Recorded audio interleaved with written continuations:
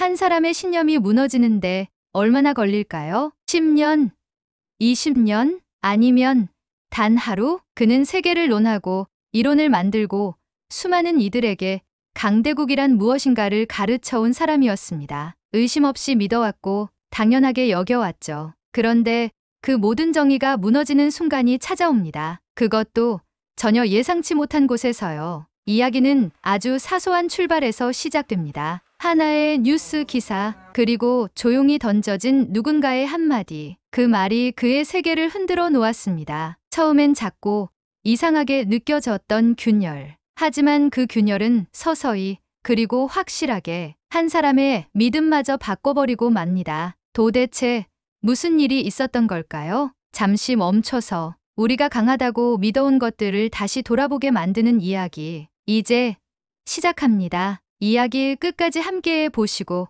괜찮으셨다면 그때 구독과 좋아요 천천히 눌러주셔도 좋습니다. 안녕하세요. 저는 일본 도쿄의 국제정치대학에서 국제정치학을 가르치고 있는 이노우에 마사키라고 합니다. 제가 강단에 선 지도 벌써 33년이 지났습니다. 그 긴 시간 동안 한결같이 연구해온 주제가 있다면 바로 강대국 이론입니다. 강의실에서 제 입으로 수도 없이 반복해온 문장이 있습니다. 강대국이란 군사력과 경제력, 그리고 지정학적 우위를 바탕으로 국제 질서를 주도할 수 있는 나라를 말합니다. 이 말은 제 학문적 신념이자 저 자신이 세계를 바라보는 프레임이었습니다. 마치 20세기의 지도를 펴놓고 설명하듯 미국과 러시아, 그리고 유럽의 주요 국가들을 중심으로 한 분석은 저의 전공의 뼈대였습니다. 그런 저에게 한국은 솔직히 말해 항상 관측 대상 정도에 머물러 있던 나라였습니다. 늘 일본보다 한 걸음 뒤에 있는,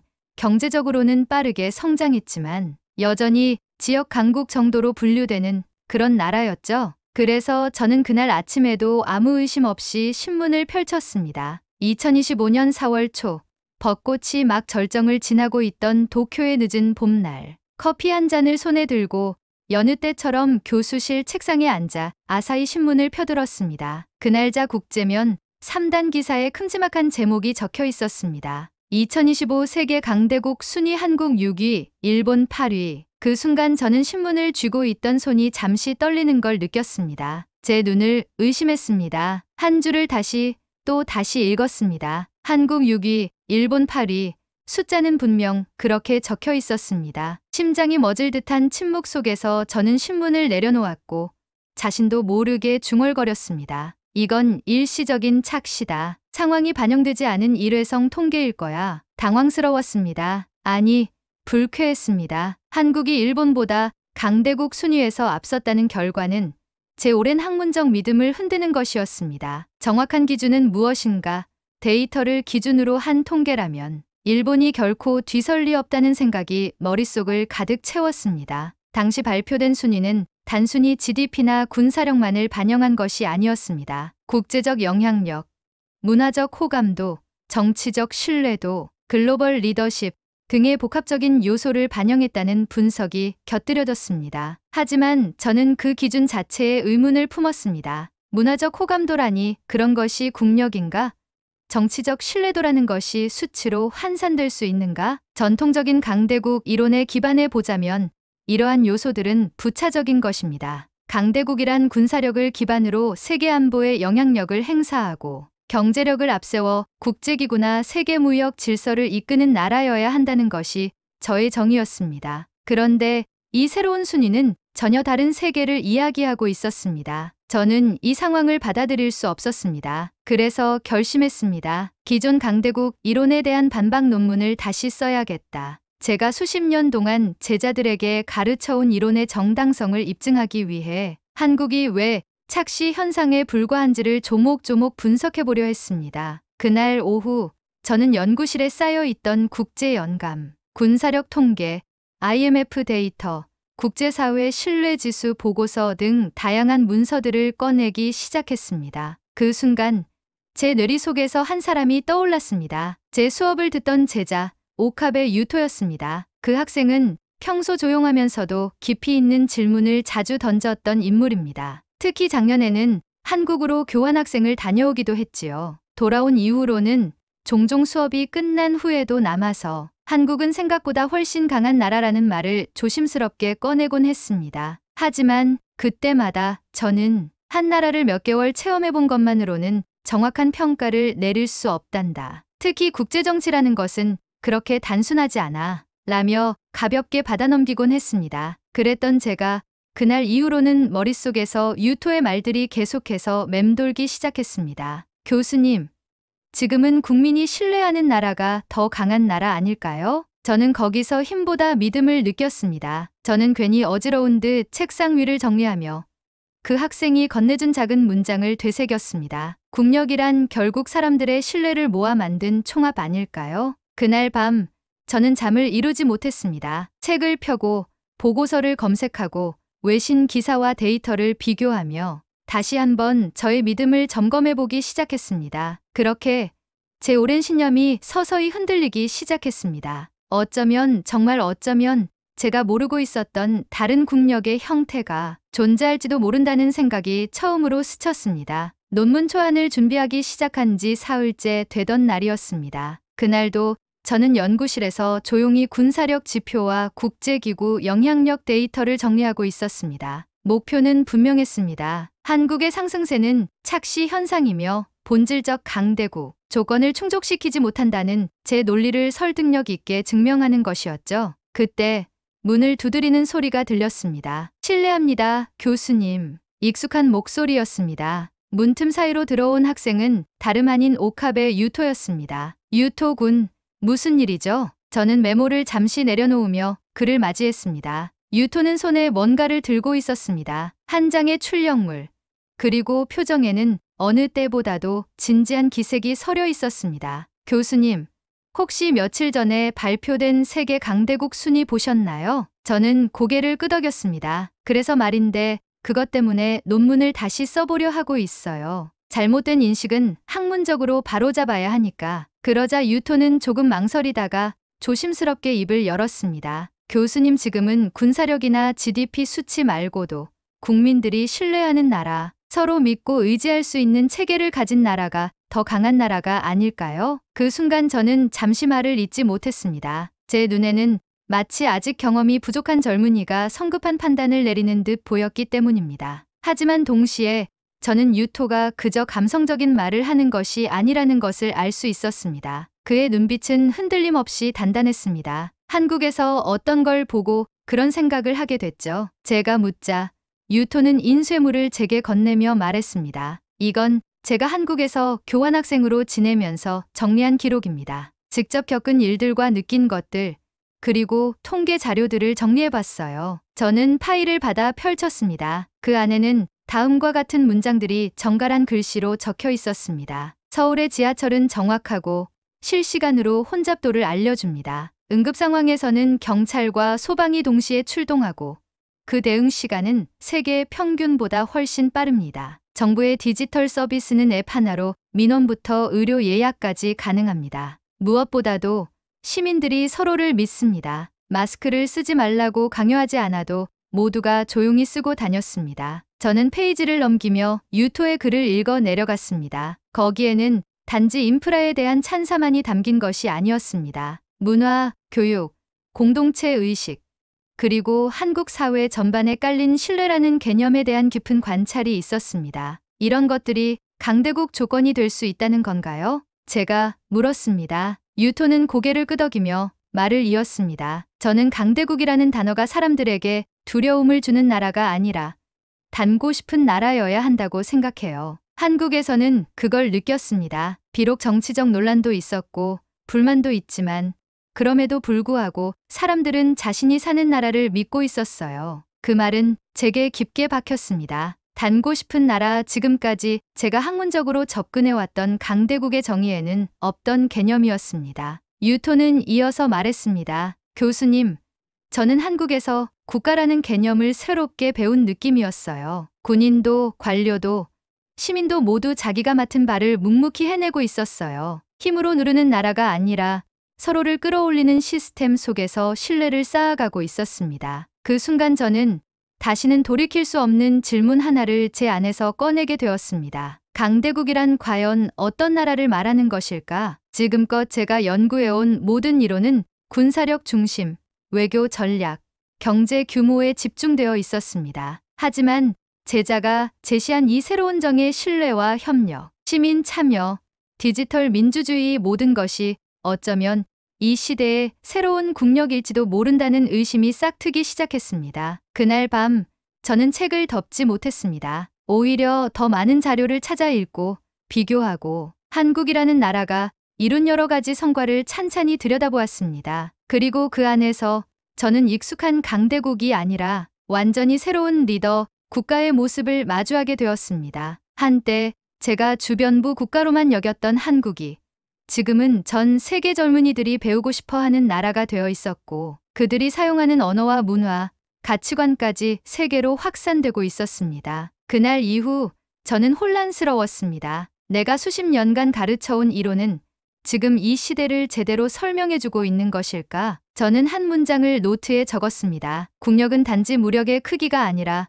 사람들이 그 나라를 얼마나 믿고 따르는가에 달려있다. 2025년 6월 도쿄는 초여름의 기운이 짙어지며 눅눅한 습기와 함께 장마가 시작되고 있었습니다. 학교 안팎도 조금씩 분주해졌습니다. 졸업논문 제출 마감이 다가오면서 제 연구실에도 학생들이 들락거리는 일이 많아졌습니다. 그날 오후 유토가 조심스럽게 문을 두드렸습니다. 두 손에 파일철을 들고 있는 모습이었습니다. 교수님, 졸업논문 제출하러 왔습니다. 그래요. 앉으세요. 저는 따뜻한 녹차 한 잔을 건네며 유토에게 자리를 권했습니다. 파일을 받아든 저는 논문의 제목을 읽고 한참을 멈춰섰습니다. 21세기 강대국의 조건 대한민국 사례를 중심으로 마치 제 오랜 신념 위에 조용히 도전장을 던지는 듯한 문장이었습니다. 하지만 이상하게도 분노보다는 호기심이 앞섰습니다. 읽어봐도 괜찮겠죠? 제가 묻자 유토는 고개를 끄덕이며 미소 지었습니다. 논문은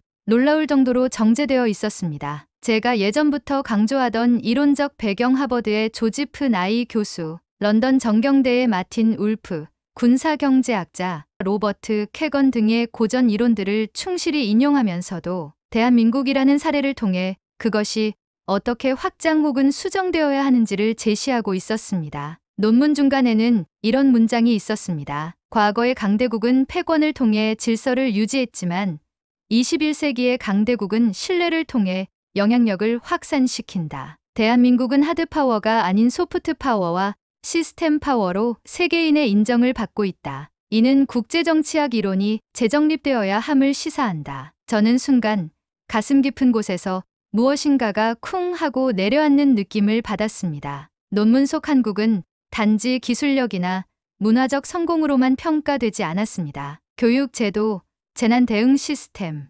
디지털 정부, 의료체계, 국민의 시민의식까지 하나의 전체적인 신뢰 구조로 설명되고 있었습니다. 이어서 논문 말미에 적힌 마지막 문장이 제 마음을 완전히 붙잡았습니다. 강대국이란 두려운 나라가 아니라 닮고 싶은 나라여야 한다. 저는 그 문장을 읽고 한동안 아무 말도 할 수 없었습니다. 손끝이 떨렸고 눈앞이 흐려졌습니다. 마치 내가 30년 넘게 쌓아온 성벽이 아주 조용하게 무너지고 있는 듯한 감각이었습니다. 그날 밤 저는 잠을 이루지 못했습니다. 침대에 누워 천장을 바라보며 스스로에게 묻고 또 울었습니다. 내가 지금껏 믿고 가르쳐온 이론은 정말 이 시대를 설명할 수 있는가? 지금까지는 국력하면 늘 군함, 미사일, GDP 성장률, 수출입 지표, 외교 영향력만을 떠올렸습니다. 하지만 유토의 논문은 국가의 신뢰도, 시민의식, 문화적 호감도 같은 요소들이 국력을 구성하는 본질적인 힘으로 작용하고 있음을 보여주고 있었습니다. 며칠 후 학과 교수 회의에서 저는 조심스럽게 이 주제를 꺼냈습니다. 여러분, 혹시 최근의 국제질서 변화 속에서 한국이 보여주는 사례에 주목해 보신 적 있으십니까? 그러자 몇몇 교수들이 웃으며 대꾸했습니다. 이노우에 군, 설마 그 순위 보고 진심으로 놀란 건 아니지? 한류?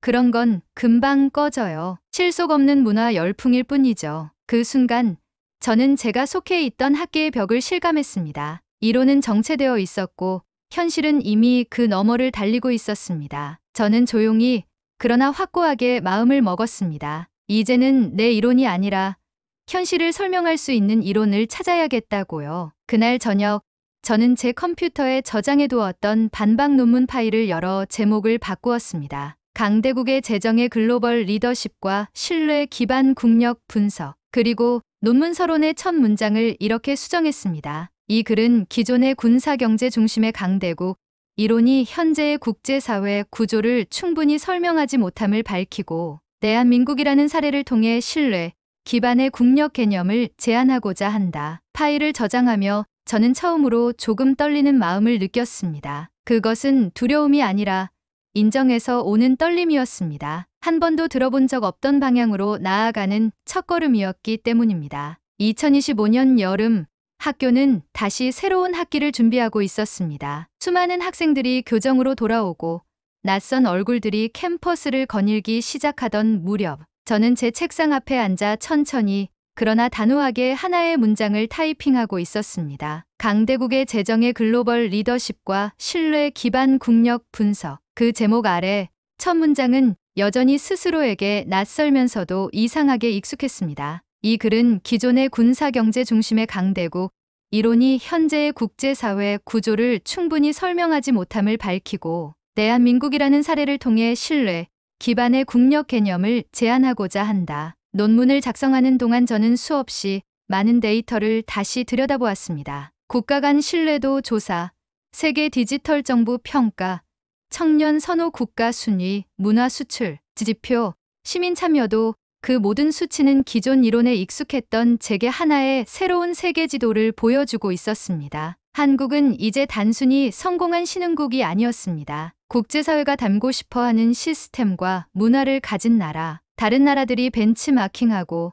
청년들이 이주하고 싶어하며 위기에 강하고 민심이 제도 안에서 작동하는 나라, 그곳은 제가 오랫동안 무시하거나 과소평가했던 나라였습니다. 그리고 이제 저는 그 한국을 제 논문의 첫 사례로 학문적으로도 가장 정중하게 소개하고자 했습니다. 며칠 후 강의 첫날이 다가왔습니다. 새 학기 첫 수업은 늘 그렇듯 긴장과 기대가 뒤섞인 공기가 흐릅니다. 학생들이 조용히 입장하고 자리를 잡고 앉으며 필기 준비를 합니다. 저는 강단에 서서 몇 초간 조용히 교실을 둘러보았습니다. 정면 맨 앞줄 익숙한 얼굴이 보였습니다. 오캅의 유토 이제 곧 졸업을 앞둔 그러나 여전히 호기심 가득한 눈빛을 가진 학생입니다. 그를 보고 있으니 마음이 이상하게 따뜻해졌습니다. 그리고 저는 조용히 마커펜을 들어 칠판에 이렇게 썼습니다. 여러분이 생각하는 강대국은 어떤 나라입니까? 학생들은 순간 고개를 갸웃했습니다. 처음 듣는 질문이었기 때문입니다. 그동안 제가 강의에서 늘 전제로 깔고 넘어갔던 정의였으니까요.